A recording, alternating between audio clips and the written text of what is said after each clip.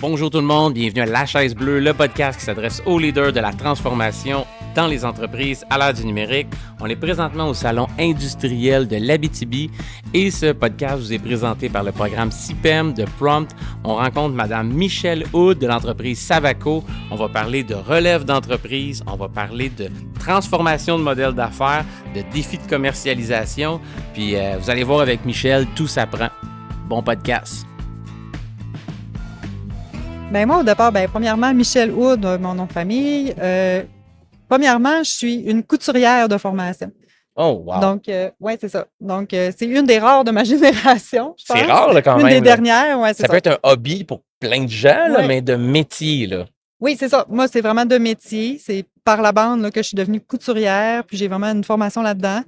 Mais c'est ça. Moi, dans le fond, j'ai travaillé dans plusieurs domaines avant de me retrouver à travailler pour Savard Chaussures, Cordonnerie Savard, qui est une petite cordonnerie à la base. Puis eux autres, il y avait des idées de grandeur un petit peu. Il y avait des produits qui devenaient de plus en plus populaires dans les usines, tout ça, dans les ateliers de fabrication. Donc, il y avait besoin de quelqu'un pour développer leur atelier. Je suis pas de la famille, mais c'est une entreprise familiale. Donc, moi, je suis copropriétaire avec la fille des anciens propriétaires. Donc, c'est maintenant la 4e génération. Ben moi, je suis pas du tout de la famille. Je suis juste une employée à la base, mais qui a pris de plus en plus de place avec le développement de l'atelier de fabrication. Donc, voilà. Avec les compétences, les aptitudes, puis l'attitude aussi, là, pour venir à ce niveau-là. J'avais déjà eu une entreprise, tu sais, avant. Donc, j'avais eu une atelier de réparation de vêtements dans un centre commercial en région. Donc, ça a été ma première expérience d'entrepreneur. Maintenant, ben là, c'est ça, j'ai eu l'opportunité de faire la relève.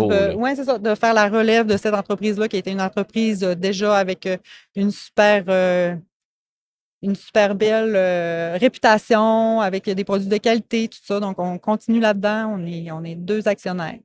En fait, nous, on fait vraiment dans l'équipement d'ergonomie et de santé-sécurité pour les travailleurs de la grande industrie. Donc, on fabrique surtout des supports, des harnais, en fait, on ne fabrique pas le harnais, mais tout ce qui s'accroche après. Donc, ici, on voit, c'est un support pour les protections respiratoires. Donc, tous les travailleurs qui ont à travailler, ou dans des endroits où il y a la pollution d'air ou tout ça, qui ont besoin d'avoir une protection respiratoire, ben nous, on fabrique des attelages qui sont ergonomiques, puis qui sont plus respirants, plus légers, qui permettent aux travailleurs d'avoir, premièrement, une meilleure ergonomie, puis meilleure qualité de vie au travail. Nous, c'est vraiment tout le temps des demandes particulières d'équipements qui n'existent pas ou à laquelle il y a des problématiques. Donc, comme les protections respiratoires viennent de base avec une petite ceinture, tout ça, mais à laquelle il y a des problèmes d'ergonomie ou il y a des problèmes de chaleur ou de respirabilité ou que les travailleurs aimeraient améliorer. C'est dans la structure des entreprises où est-ce qu'il y a genre des cellules d'amélioration continue qui ont pris en charge, OK, c'est quoi les risques, nos causes d'incidents, le root cause analysis, puis des fois, ça revient à ce que c'est l'équipement de protection qui est mésadapté. C'est là que vous devenez une solution dans ces problèmes-là. Oui, exactement. OK. C'est ça. Ils font appel à nous parce qu'on est présent dans les usines, parce que moi, au départ aussi, on fait l'entretien de ces équipements-là, des protections respiratoires. Donc là, ça nous permet de voir l'équipement, de voir le travailleur. On est présent dans les usines, donc ils connaissent aussi là, nos capacités. Est-ce que vous allez à la rencontre des travailleurs des fois dans le milieu de travail, oui, voir comment ça se passe? Je fais une petite demi-journée avec toi, on regarde comment tu utilises l'équipement et ainsi de suite. Vous faites ça? Oui, tout à fait. Moi, je suis dans les usines, je me promène, je vois la réalité des travailleurs, puis c'est ça qui nous permet aussi de connaître notre domaine, puis d'être capable de développer des produits qui sont vraiment adaptés fait que t'es comme une couturière 4.0, toi, là.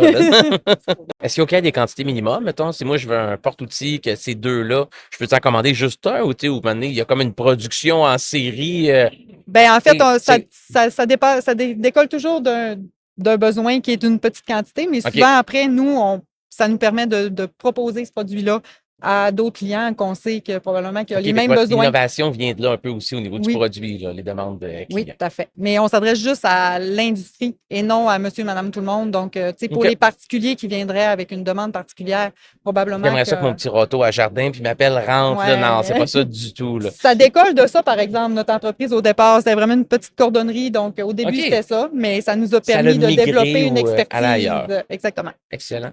Je te ramène à ce qu'on parlait tantôt dans ton projet de relève. Au travers les consultations que vous avez eues, les gens que vous avez rencontrés, c'est quoi le meilleur conseil que tu as reçu dans ce projet de relève-là d'entreprise? Ben, c'est de croire en soi, premièrement. Tu sais, d'avoir confiance en nos moyens, en nos capacités, puis qu'il n'y a rien qui ne s'apprend pas. Et voilà, une marche à la C'est fois, il n'y a ça. rien qui s'apprend C'est pas. ça. C'est sûr qu'il y a, tu sais, il y a plein de, tu sais, en étant nouvellement propriétaire d'une entreprise avec une trentaine d'employés, c'est sûr qu'il y a plein d'enjeux à laquelle on n'a jamais eu à faire face, mais tu sais, au jour le jour, on se prend de l'aide, on demande à des gens, tu sais, à des contacts, tout ça, mais sinon, tout s'apprend. Puis quand on a la capacité, la volonté de le faire, ben on peut pas faire autrement que réussir, je pense. Hey, on parle de ton entreprise, par où tu es passé un peu, les défis. C'est quoi la prochaine étape? C'est quoi les grands projets pour l'année prochaine qui s'en viennent pour l'entreprise? Peut-être autant au niveau produit, organisation, peu importe. Ben nous, dans le fond, on a des beaux produits à lesquels on est fiers de présenter tout ça. Puis c'est d'ailleurs pour ça qu'on est ici aujourd'hui. Puis là, ben on est allé dernièrement recruter à l'étranger. OK. Donc ça, c'est un défi qu'on doit relever là, en tant que jeune entrepreneur quand même, d'accueillir des travailleurs étrangers chez nous. Quand même, OK, là. Oui, c'est ça. Donc Pour ça, la première fois dans l'entreprise, vous allez faire ça. Là. Oui, c'est ça, exactement. Fournir le logement, Ouais. les services sociaux de base et tout. Oui, tout ça. Fait que ça, c'est déjà un bon défi. Puis c'est aussi, ben justement, avec l'arrivée de ces travailleurs-là, ça nous permet d'augmenter notre production, notre volume de production de nos produits. Donc, ça va être de trouver des nouveaux clients. Puis c'est exactement pour ça qu'on est ici aujourd'hui, pour essayer d'augmenter la demande. Puis on sait qu'on a un produit de qualité, c'est pas gênant, puis ça répond aux besoins de toutes les entreprises. En santé et sécurité, ça touche tout le monde. Ah, ben génial. Fait que le prochain défi, capacité de production, c'est là-dessus qu'on travaille. Là. Exactement. On ramp up pour augmenter ça. Là. Oui. Est-ce que vous mesurez la productivité dans l'entreprise? C'est quoi un peu vos unités de mesure de contrôle de la performance? Qu'est-ce que tu regardes pour savoir si l'usine elle est productive ou non? Y a-t-il des choses que tu te dis, hey, ça, là, si je sais ça, je dors mieux ce soir. Là. Je sais que l'usine, elle roule. Qu'est-ce que tu regardes? Moi, je suis quand même beaucoup présente dans l'atelier. OK. Je vois le pouls, je file les employés, vraiment. Je suis capable de... Tu regardes les dates, c'est bon de travail. Ils ont-tu les times trop longs? Oui, c'est ça. Puis là, présentement, ben, tu sais, tout passe encore sur mon bureau. Fait que OK. je vois en temps réel où est-ce qu'on est rendu, tout ça.